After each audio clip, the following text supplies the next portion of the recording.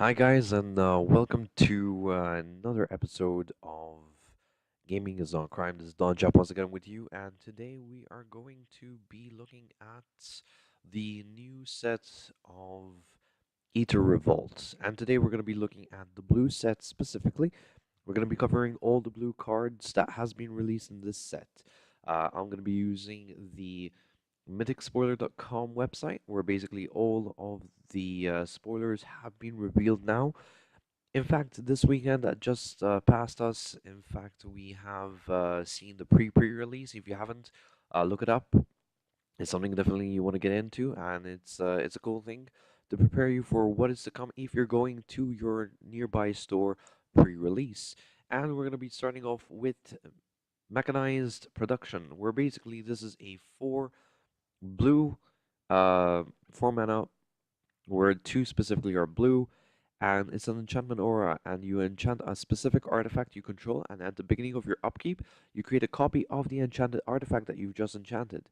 If you control 8 or more artifacts with the same name as one another, you win the game. So basically, what you're looking to do here is that you want to create, for example, um, a 1/1 servo deck. So this is something that you're looking to do. However, since it's mythic, it's going to be very hard to find, to be honest. I mean, your chances for mythics are very slim. And I mean, trying to find a planeswalker is slim, let alone, one of these mythics. Then again, you can always buy these from online stores and stuff. So this is a pretty good card. I mean, as winner, you want to have four of these in your deck if you're going to be playing standard. Very lucky if you do get in a draft. It's not something you want to do if you just find one of them. It's something that you want to do when you're having a draft, especially for Friday Night Magic. You want to put this aside until you manage to collect four um, if you do succeed. Going on to the next one, we're going to be having Baral, Chief of Compliance. This is a legendary creature, human wizard, for 2 mana. And this human wizard is going to reduce your cost for instants and sorcery spells by 1. And whenever a spell or ability you control counters a spell, you may draw a card. If you do, you get to discard a card. So you have that power of control. It's a 1/3 creature, not bad. Legendary creature um, is a creature that you can only have one on the battlefield for those of you who are new to Magic. So that's something you want to look out for. You can't have four of these, and you can play instants and sorcery spells at a reduced cost of 4 if you have four of them, because you can only have one. If you play another one, it kind of kills off your previous one. Even if your opponent is playing blue and he's playing this, that means if he summons it, then you have a problem because yours is going to get off. Vice versa for anything in the future. A good card, something you do want to have. I'm not sure this is going to be played um, too often in the coming sets. You might want to do this for the 50 deck commander, um, small commanders, I believe it is, something like that. However, this is definitely going to be seeing play in standard. So it's something that you do have backup from the previous sets that have passed in standard. So you do have that kind of control where everything is reduced. It's a pretty good card overall. I do agree that this is going to be seeing play. Looking at Baral's still, this is his sorcery. Baral's expertise, where it's 5 mana to summon 2 specifically blue sorcery speed. It's a rare, and return up to 3 target artifacts and or creatures to their owner's hand. So it might be yours or your opponent's. You get to choose. Then you may cast a converted mana cost 4 or less from your hand without paying its mana cost. So it's pretty good. So even on turn 5, you're going to be playing this spell, and maybe you're going to clear the board for your opponent. Or you can also use the new ability where basically you kind of return a permanent from the battlefield onto your hand. You're going to look at the creatures or artifacts in this case, and you kind of bounce them back in. And the trigger ability that if something had left the battlefield this turn, then the ability triggers accordingly. The best thing is that you get to play another card for free, just 4 mana or less. So definitely you're going to be using this card. I do see this being in play, and it's pretty good. So in fact, um, it is agreed that this is something that you want to have if you're playing control. Um, and now we're going to move on to the next one. We have Aether Swooper, which is 2 mana. It's a common card for a creature Vendican Artificer, flying. So it's a 1/2, and whenever this enters the battlefield, it gives you 2 energy. We've seen energy in the previous set of Kaladesh, and what the best part is, every time it attacks, you can pay 2 energy, so it's on stacks. So the minute attack, you can go ahead and pay the 2 energy to create a 1 colorless servo artifact creature token. So this is something you do want to see in your deck, especially if you manage to have that mythic card that we've seen in the beginning of the video, because this is going to be helping you out. Especially if you're going to be playing energy, it's going to be tough to kind of balance out energy cards with this card and get the servos out as you wish. So it's something that you do want to consider building the deck properly for this. But again, you're going to be seeing this in play, especially if you're going to be playing in drafts. This is something you want to look out for if your if your blue cards are starting to stack up really nicely. Especially in your pre-release, is something that you do want to have because it gives you that 1 colorless servo and 1/1 more creatures on the battlefield, the better, and it's flying, so definitely something that you want to have when you're playing. So we're gonna move on to Orion Whale, and this is a 6 mana cost, 2 specifically blue. It's a rare, flying 6/4, and whenever this enters the battlefield, it gives you 6 energy. You may pay 4 at any time. It doesn't come on sack like the previous card. To return this to your hand, just in case you need to it dies for whatever reason, or it's going to become exiled, or it's going to be targeted. So it's pretty good. However, that 6 mana cost is a bit too expensive, to be honest. I mean, at the end of the day, you might have the artifact that you might see in the next few videos to come when I'm going to go through the artifacts. That might help you out to basically reduce the mana costs from tapping lands and tapping artifacts instead, so you can reduce that 4 cost. However, it is quite expensive to cast overall. I'm not gonna say you're not gonna see it in play. It's probably gonna be seeing play in drafts if you're lucky. Again, it's not something that I can see. I can't see this being played too often. I'm not saying it's not going to be seeing play. However, it is something that you're not going to want to put into your deck too often. There are better cards in the set that is going to help you out. In fact, there's one of them is Whirl of Invention, and here it is improvised. What I was trying to say earlier. Um, so definitely you're going to be spending 3 blue and X. It's an instant speed, rare, pretty good card, in fact, because you get to search your library for an artifact card with converted mana cost extra or less and put it onto the battlefield. Then you shuffle your library. So it's a pretty powerful card here, simply because you get to search for the artifact you really want, and you get to put it onto the battlefield straight off the bat. It's as if you're paying the mana cost previously from beforehand.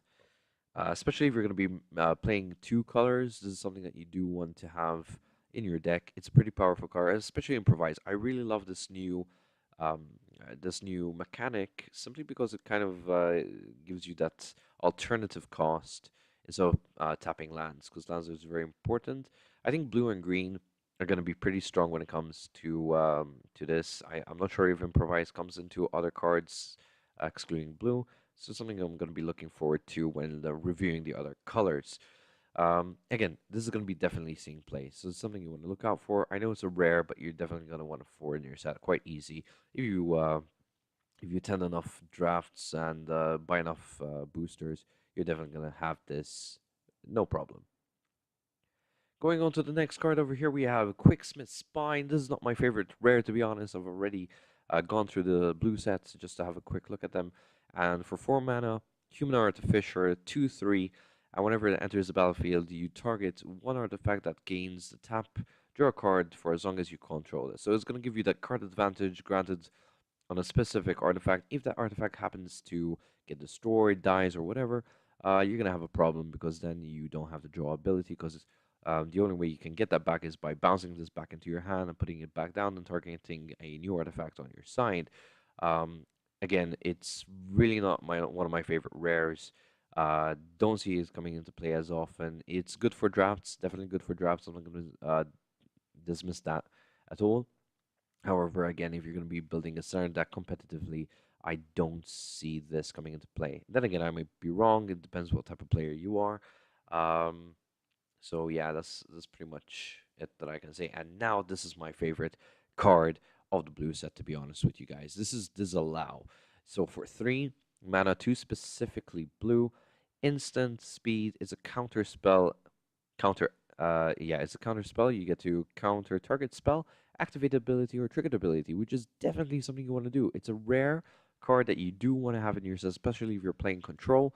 One of my favorite counter spells, to be honest with you, simply because you can counter any activated ability from planeswalkers to any permanents or triggered abilities. Like for example, if he's going to be triggering the fact that if something left the battlefield this turn, then this triggers. So you get to counter that kind of thing. You're going to disallow your opponent from actually playing. How easily your flames are quenched.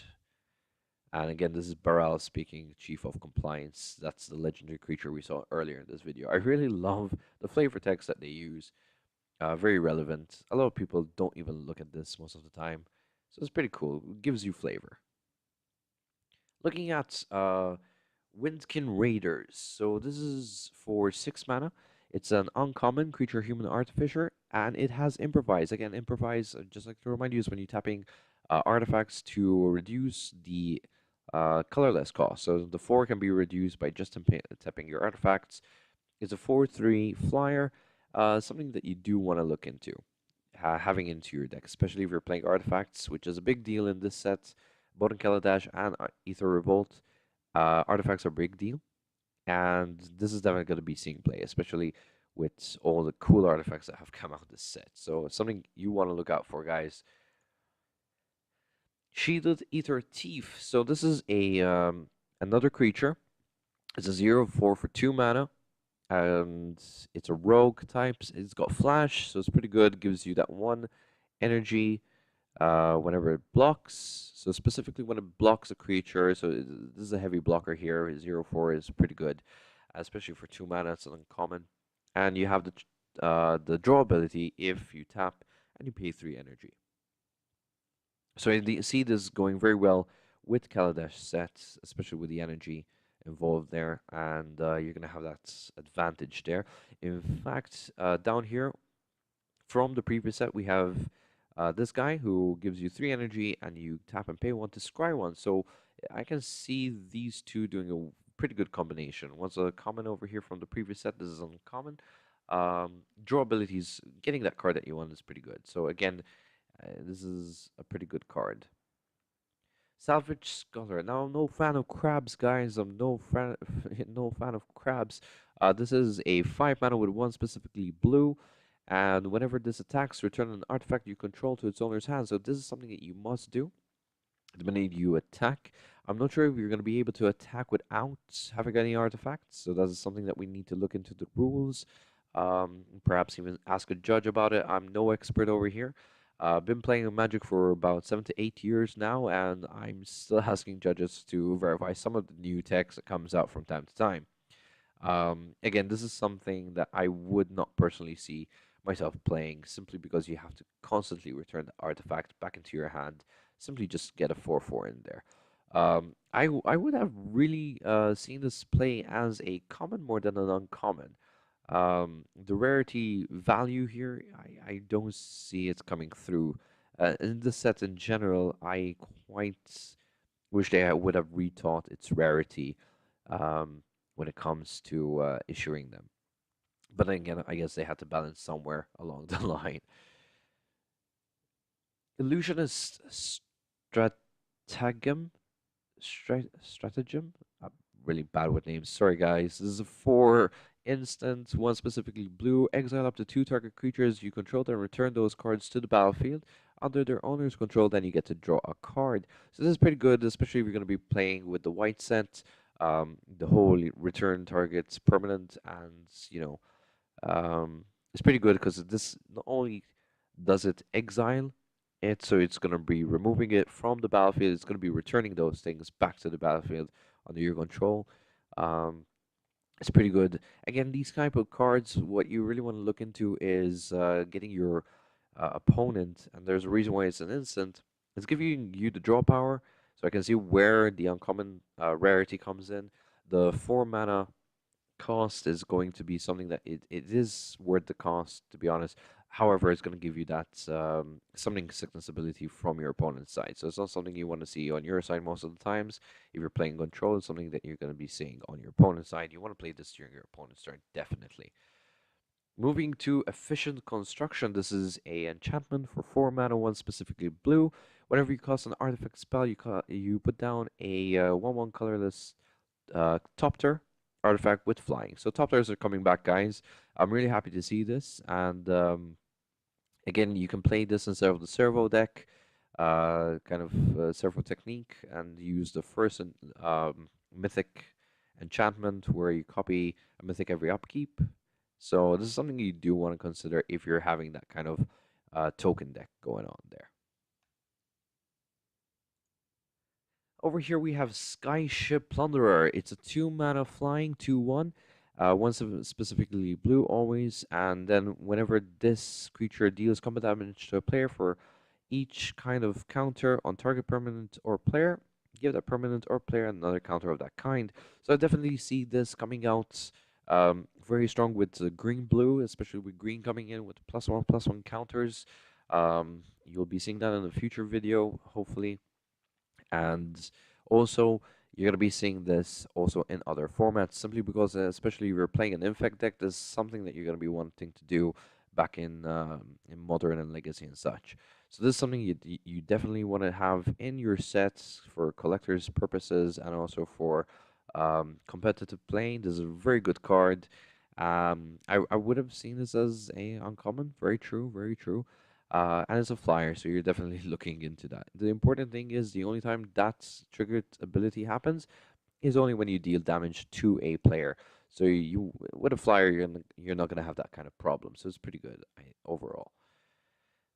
Reverse Engineer with 5 mana. It's a sorcery. You can cast the 3 with the Improvise by tapping your artifacts. I'm not going to explain this any further. I think you got the gist. And you draw your 3 cards. It's pretty good. Gives you the draw ability. Again, these kind of cards, you're going to look into them if you're going to be playing something like Friday Night Magic or in your coming pre-release. So it's a pretty good card overall. And yeah, I mean, there's barely much to say about this, to be honest. It's a very straightforward card. I love the improvise section because it can just cost you 2 mana and you tap, your 1/1 servos or 1/1 Topters. So that's something that you're going to be looking forward to there. Trophy Mage. This is 3 mana human wizard, also an uncommon 2/2. Whenever this enters the battlefield, you may search your library for an artifact card with convert mana cost 3. Reveal it, put it into your hand, and shuffle your library. This is good to a certain extent. Most of the artifacts are that you want on the battlefield on turn 3 is something that you definitely want to get. However, it doesn't tell you 3 or less. So something like those artifacts which are vehicles flying, specifically 2 mana, if my memory serves me well, are definitely not something you're going to be reaching out with this creature. However, it's a pretty good card overall because it gives you that advantage to get the cards that you need early on in the game. So yeah, you're definitely going to be using this. Most of the cards are usable. I keep saying, you're definitely going to use this. I'm very sorry, guys. Again, I'm doing all this on the spot as we go. Take into custody. Now, this is one of the how should I say, instant cards that are meh, because it's good. Just you're gonna tap a creature and it doesn't untap during use a controller untap step. So it's something that you do want to have in a control deck. However, I don't personally like these kind of cards simply because they're a waste of mana. They're a waste of tapping land, to be honest, in my opinion. But then again, it might actually win you the game. Seeing that as a common, I'm definitely going to be having this during a draft. So if I do draw this in draft, I'm going to be going blue. It's something I want to have in my hands, for sure. So we're looking at Negate now. Negate is another instant. For 2 mana, you're going to be countering a specific non-creature spell. So such as vehicles, artifacts, enchantments, and all that. It gives you the advantage to just simply counter it. So it's a pretty good card overall. Something that you also want to have in your deck, especially since um, We're going to be playing a lot of vehicles if you're playing standard and all that. So, you know, control is control at the end of the day. Just going to be opening up the rest of the set, guys. Just let me just go through this, and there we go. And over here we have Leave in the Dust. So with 4 mana and instant speed, return target non-land permanent to its owner's hand, and then you get to draw a card. It's an okay card. I see where the common lies, especially with that 4 mana cost. And this is something that you're going to be wanting to build around. I didn't see too many creatures, to be honest, in the set for blue. Ice over. So this is something that you're going to be enchanting a creature, and it doesn't untap. So basically, it's very similar to the other one, the 1 mana tap. It doesn't untap. So this is something that you get to do. However, it just gets to also go for an artifact. So it has a better ability, so to speak, than the previous one. The one extra colorless cost, I see where it is, simply because you get to choose an artifact or a creature, while the other one's specifically a creature. So this is pretty good. It's pretty good. I do genuinely like this one better than the other one, to be honest. So, Hinterland Draker. How do you even say that? Anyways, 3 mana of one specifically blue creature Drake. I guess we get that from the name. It's a flying creature, 2/3. It can't block artifact creatures, so it can block any other creature except for artifact creatures. So you're looking at vehicles and other type of artifact creatures there. Not going to be able to block them. It's an okay card. It's something that you're going to be pulling out in drafts. I'm not going to see this in standard play. I definitely don't see this in standard play. Perhaps in the new set to come later on this year, you might be able to see this play, but not right now. Not competitively in your standard deck. However, in drafts, you definitely want to have this. The minute you see this, you just put that aside and say, yes, I'm going to keep you. Um, just hope that your player is not going to be playing too many artifacts. And now we have the common card that's, at first looking at it, I did not approve of it simply because of its mana cost. It's one of those cards that you go like, okay, I know where to put you in the I'm not going to use you deck. However, Bastion Inventor is going to be definitely played as a common simply because it's a 4/4. Okay, you have 6 mana, one specifically blue. However, it has improvise, so that's really going to help, and it has hexproof. So you can definitely look into putting this card in your deck, especially in any of your drafts and such. I do see this in a standard deck, to be honest. So the only thing with hexproof is that this creature can't be target of spells or abilities your opponent controls. So anything that you control can easily target it. So if you're gonna give it +1 counters, if you're gonna boost it up with enchantments, blue-red, blue-green is where you're going with this. So it's a pretty good card for a common, and it's simply because of the improvise. If it didn't have improvise, I wouldn't even think twice about putting this aside and saying, "Ah, no way, bro." Dispersal Technician. I hope I said that right. I think I did. Okay, 5 mana creature, uh, which is going to be a 3/2 common. When this creature enters the battlefield, you may return target artifact to its owner hand. Now, this is the type of card that I'm going to be putting aside and say, I'm sorry, bro, you're no play. I don't see this being very good at all. It's one of those cards where, you know, it's like, okay, let's fill it up. Let's just put that creature down. 5 mana is too much for a 3/2. You might want to play it if you happen to have the artifact that gives all of your permanent cards in your hands the ability to tap artifacts to summon it for that 4 colorless mana cost. But again, I'm not going to be putting this into my hand anytime soon, possibly even never. Might as well just keep it for the collection's sake. Metallic Rebuck is a 3 mana instant. You get to also improvise with this, which is pretty okay.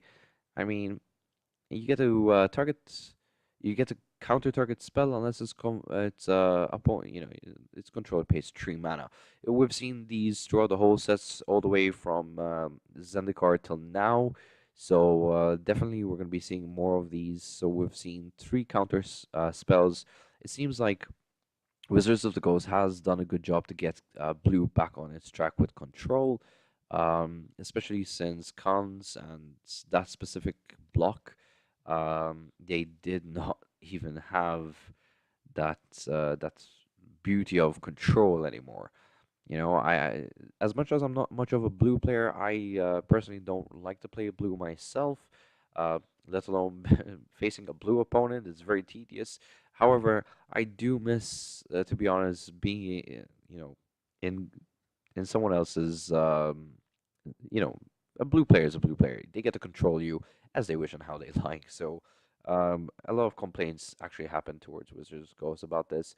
So seeing three instance with counters on them, in the set three counters, you're looking at good chance to have a good draft when you're playing on Friday Night Magic and such. So it's a pretty good thing there. And finally, last but not least, Shipwreck Moray for 4. It's a fish creature. Whenever this enters the battlefield, you get 4 energy. You may pay 1 energy to boost it up to a +2, however, give you a negative on your toughness until end of turn. So you can do this twice to just boost up your creature to a 4/1. However, you have to really be careful where to play this. Again, this is something I do see being played during a draft more than anything else. It's one of those creatures you want to put aside just in case. I love the 4 energy thing, especially if you're playing an energy deck. I can see it playing in a green blue deck, definitely, especially with the Kaladesh cards with energy. This is going to be pretty nice. As a good defender too, as a 0/5, so I can't really dismiss it completely from other play like the previous card that I mentioned. So it's a pretty good card overall for a common. And I think that's pretty much it. This is the blue set, guys. Check out my next video for the black set, which I'm going to be preparing right now for you guys.